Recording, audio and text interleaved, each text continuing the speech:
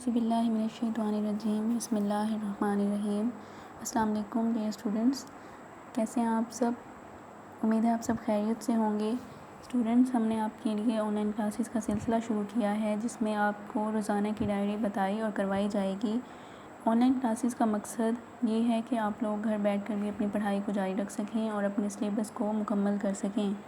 دیکھیں بچوں، ہماری جو آخری ڈائری تھی جو ہم نے 13 مارچ کو کی تھی وہ سنت نبوی صلی اللہ علیہ وآلہ وسلم کی اہمیت کا جائزہ تھا۔ آج ہم اس سے نیکسٹ سٹارٹ کریں گے۔ تو بچوں، آج ہماری جو ڈائری ہے وہ ہے بک کے پیج نمبر 19 پہ چیپٹر جمعہ و عیدین کی ریڈنگ اور املا کی تیاری۔ دیکھیں بچوں، کلاس میں آپ ریڈنگ کرتے تھے لیکن آج میں ریڈنگ کروں گی اور آپ اپنی بک پہ میرے ساتھ ساتھ اسے پڑھتے جائیں گے۔ اس کے علاوہ جن الفاظ کو میں نے بک پہ انڈرلائن کیا ہوا ہے آپ بھی انہیں اپنی بک پہ کتاب پہ انڈرلائن کریں گے اور ان الفاظ کو بعد میں ہم بطور املا نوٹ بک پہ آپ اپنی پریکٹس کریں گے تاکہ اس کے ساتھ ساتھ آپ کی املا کی تیاری بھی ہو جائے۔ تو دیکھیں پیج نمبر 19 پہ ہمارا چیپٹر ہے جمعہ و عیدین، تعارف اور معاشرتی اہمیت۔ تو بچوں، ہم سب سے پہلے پڑھیں گے جمعہ کے بارے میں۔ اسلام میں اجتماعی عبادت کو بڑی اہمیت حاصل ہے۔ اجتماعی عبادت کا مقصد یہ ہے کہ مسلمان آپس میں مل جل کر رہیں، انہیں ایک دوسرے کے مسائل کا علم ہو سکے، باہمی تعلق خوشگوار ہو، آپس میں ہمدردی اور محبت پیدا ہو۔ اسلام کی تمام عبادات سے نظم و ضبط پیدا ہوتا ہے۔ نماز جمعہ اس کی بہترین مثال ہے۔ اس کے بعد ہم پڑھیں گے نماز جمعہ کا تعارف و اہمیت۔ جمعہ کی نماز مسلمانوں پر فرض ہے۔ نماز جمعہ شرعی عذر کے بغیر ترک نہیں کی جا سکتی۔ نماز جمعہ ظہر کے وقت باجماعت ادا کی جاتی ہے۔ نماز جمعہ میں 2 اذانیں دی جاتی ہیں۔ دوسری اذان کے بعد امام 2 خطبے دیتا ہے جن میں اللہ تعالیٰ کی بڑائی، نبی کریم صلی اللہ علیہ وآلہ وسلم کی اطاعت، نیکی، بھلائی اور آپس کے اچھے تعلقات کا درس دیا جاتا ہے۔ خطبے کو توجہ اور خاموشی سے سننا ضروری ہے۔ خطبے کے بعد 2 رکعت نماز جمعہ باجماعت ادا کی جاتی ہے۔ قرآن مجید میں اللہ تعالیٰ نے اس نماز کی تاکید اس آیت میں فرمائی ہے۔ ترجمہ: مومنوں، جب جمعے کے دن نماز کے لیے اذان دی جائے تو اللہ تعالیٰ کی یاد یعنی نماز کے لیے جلدی کرو اور خرید و فروخت ترک کر دو۔ نماز جمعہ کی اہمیت نبی کریم صلی اللہ علیہ وآلہ وسلم کے اس ارشاد سے بھی واضح ہوتی ہے جس میں آپ صلی اللہ علیہ وآلہ وسلم نے فرمایا، جس کے پاؤں جمعہ کی نماز کے لیے جاتے ہوئے غبار آلود ہوئے، اللہ تعالیٰ اس پر دوزخ کی آگ حرام کر دے گا۔ ایک اور موقع پر رسول اللہ صلی اللہ علیہ وآلہ وسلم نے نماز جمعہ کی اہمیت یوں واضح کی کہ مسلمان جب صحیح طور پر نماز جمعہ ادا کرتا ہے تو اس کے ہفتہ بھر کے گناہ معاف کر دیے جاتے ہیں۔ جمعہ کا دن ہفتے کے تمام دنوں میں سب سے زیادہ فضیلت والا دن ہے۔ اب بچوں، ہم پڑھیں گے نماز جمعہ کے آداب کہ ہمیں کن کن آداب پر عمل کرنا چاہیے جمعہ کے حوالے سے۔ پہلا ہے، نماز جمعہ کے لیے نہا کر، صاف کپڑے پہن کر اور خوشبو لگا کر مسجد میں جانا چاہیے۔ دوسرا، نماز جمعہ کے لیے مسجد میں جلدی جانا چاہیے کیونکہ جو شخص سب سے پہلے مسجد میں نماز جمعہ کے لیے جاتا ہے اسے اونٹ کی قربانی کے برابر ثواب ملتا ہے۔ تیسرا، مسجد میں جہاں جگہ ملے وہیں بیٹھ جانا چاہیے۔ چوتھا، نماز جمعہ سے قبل امام خطبہ دیتا ہے، اس خطبہ کو توجہ اور خاموشی سے سننا بہت ضروری ہے۔ اس کے بعد بچوں ہمارے پاس ہے جو ٹاپک ہے وہ ہے جمعۃ المبارک کی معاشرتی اہمیت کہ جمعۃ المبارک کو معاشرے میں کیا اہمیت حاصل ہے۔ اسلام مل جل کر زندگی گزارنے پر زور دیتا ہے۔ جمعۃ المبارک کے دن مسلمان جامع مسجد میں اکٹھے ہو کر نماز پڑھتے ہیں۔ اس موقع پر عوام کی اصلاح کی خاطر علماء روحانی، اخلاقی اور معاشرتی معاملات کے موضوع پر وعظ کرتے ہیں۔ جمعہ کے دن مسجد میں اکٹھے ہونے والے مسلمان خطیب کے وعظ کو پوری توجہ سے سنتے ہیں، معاشرے کے مسائل کو حل کرنے کے لیے اپنے آپ کو تیار کرتے ہیں۔ نماز جمعہ کی بدولت مسلمانوں کے آپس کے تعلقات خوشگوار ہوتے ہیں، آپس میں محبت اور ہمدردی پیدا ہوتی ہے اور معاشرے میں امن اور بھائی چارہ قائم ہوتا ہے۔ دیکھیں بچوں، یہ سب تو تھا جمعہ کے حوالے سے کہ اسلام میں اگر اجتماعی عبادت کو بڑی اہمیت حاصل ہے اور نماز جمعہ اس کی بہترین مثال ہے۔ اس نماز میں تمام مسلمان آپس میں مل جل کر ایک جامع مسجد میں اکٹھے ہوتے ہیں۔ جب وہ ایک دوسرے سے ملتے ہیں تو وہ آپس میں ان کی ہمدردی اور محبت پیدا ہوتی ہے، وہ ایک دوسرے کے مسائل سے آگاہ ہوتے ہیں اور ان کو حل کرنے کی کوشش بھی کرتے ہیں۔ اس کے علاوہ جب نماز جمعہ کی اہمیت کی بات آئے تو اسے کسی بھی شرعی عذر کے بغیر ترک نہیں کیا جا سکتا۔ نماز جمعہ کے آداب میں یہ چیز آتی ہے کہ اس کے خطبہ کو بڑی توجہ اور خاموشی سے سننا چاہیے۔ مسجد میں جہاں جگہ ملے وہیں بیٹھ جانا چاہیے، لوگوں کے اوپر سے پھلانگ کر نہیں جانا چاہیے۔ اس کے علاوہ جب نماز جمعہ کے لیے جائیں تو نہا دھو کر صاف ستھرے کپڑے پہن کر اور خوشبو لگا کر مسجد میں جائیں۔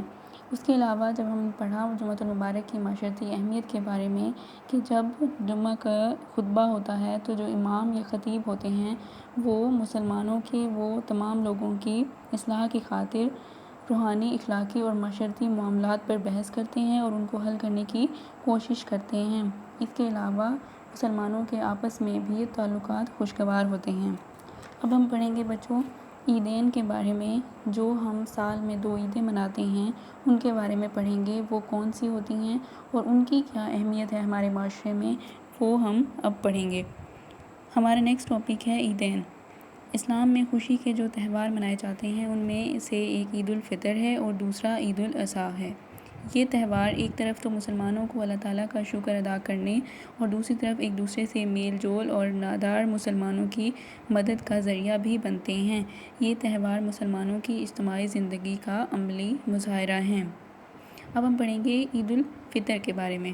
عید الفطر رمضان المبارک کے روزے مکمل ہونے کی خوشی میں یکم شوال کو منائی جاتی ہے۔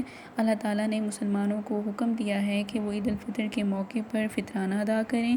فطرانہ ایک صدقہ اور مالی امداد ہے جو غریبوں اور مسکینوں کو دیا جاتا ہے۔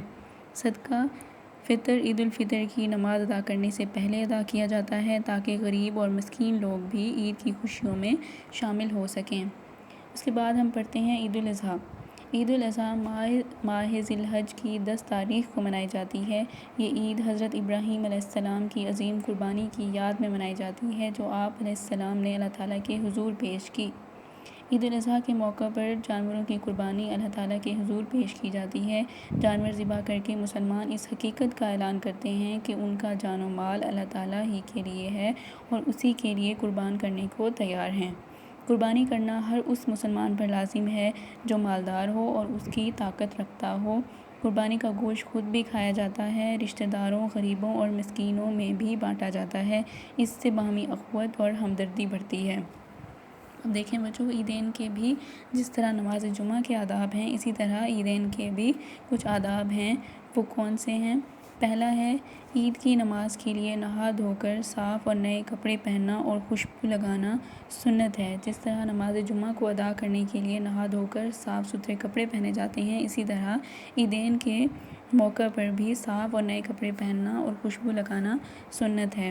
سیکنڈ ہے عیدین کی نمازوں کے لیے جاتے اور آتے وقت یہ تکبیریں پڑھی جاتی ہیں اور ان کو پڑھنا لازم ہے۔ ترجمہ: اللہ سب سے بڑا ہے، اللہ سب سے بڑا ہے، اللہ کے سوا کوئی معبود نہیں اور اللہ سب سے بڑا ہے، اللہ سب سے بڑا ہے اور تمام تعریفیں اللہ ہی کے لیے ہیں۔ تیسرا ہے عیدگاہ کی طرف جانے اور واپسی کے لیے الگ الگ راستے اختیار کیے جاتے ہیں۔ چوتھا عیدین کی نماز میں 2 رکعتیں ہوتی ہیں اور اس میں عام نماز سے کچھ زائد تکبیریں ادا کی جاتی ہیں۔ پانچواں عیدین کی نماز کے بعد امام خطبہ دیتا ہے جس میں اسلامی اخوت، ہمدردی اور قربانی کا درس ہوتا ہے، نیکی اور خوف خدا کی تلقین کی جاتی ہے۔ خطبہ کو خاموشی اور توجہ سے سننا ضروری ہے۔ دیکھیں بچوں جس طرح نماز جمعہ کے خطبہ کو خاموشی اور توجہ سے سننا ضروری ہے اسی طرح عیدین کے خطبہ کی بھی ایک خاص اہمیت ہوتی ہے، اس لیے اسے بھی خاموشی اور توجہ سے سننا بہت ضروری ہے۔ اس کے بعد چھٹا ہے خطبہ کے بعد مسلمان اللہ تعالیٰ کے حضور اپنے لیے اور پوری امت مسلمہ کے لیے دعا کرتے ہیں۔ دیکھیں بچوں جس طرح نماز جمعہ ایک اجتماعی عبادت ہے اسی طرح عیدین بھی ایک اجتماعی عبادت کی طرح ہے، جہاں عیدین کے دن بھی دونوں عیدوں کے دن عید الفطر کا دن ہو یا پھر عید الاضحیٰ کا دن ہو تمام لوگ ایک جگہ پہ اکٹھے ہوتے ہیں اور باجماعت نماز ادا کرتے ہیں۔ اس کے بعد ہم پڑھتے ہیں عیدین کی معاشرتی اہمیت۔ جس طرح نماز جمعہ کی معاشرتی اہمیت ہے اسی طرح عیدین کی بھی معاشرتی اہمیت ہے۔ نماز عید کے بعد سارے مسلمان ایک دوسرے سے مصافحہ کرتے ہیں اور گلے ملتے ہیں۔ بیٹا مصافحہ کرنے کا مطلب ہے ایک دوسرے سے ہاتھ ملانا۔ ہر قسم کی نفرتوں اور رنجشوں کو ختم کر دیتے ہیں۔ اس عمل سے مسلم معاشرے میں محبت اور الفت کا اظہار ہوتا ہے۔ عید کی نماز کے لیے بڑے بڑے اجتماعات ہوتے ہیں تاکہ مسلمانوں کی قوت، اتفاق اور اتحاد کا اظہار ہو۔ عید کے موقع پر سب بچے، مرد، خواتین اور بوڑھے نیا لباس پہنتے ہیں۔ اللہ تعالیٰ نے معاشرے کے ہر فرد کے لیے خوشیاں رکھی ہیں، اس لیے صاحب حیثیت لوگوں کو یہ ترغیب دی گئی ہے کہ وہ غریبوں اور محتاجوں کو فطرانہ اور قربانی کا گوشت دیں۔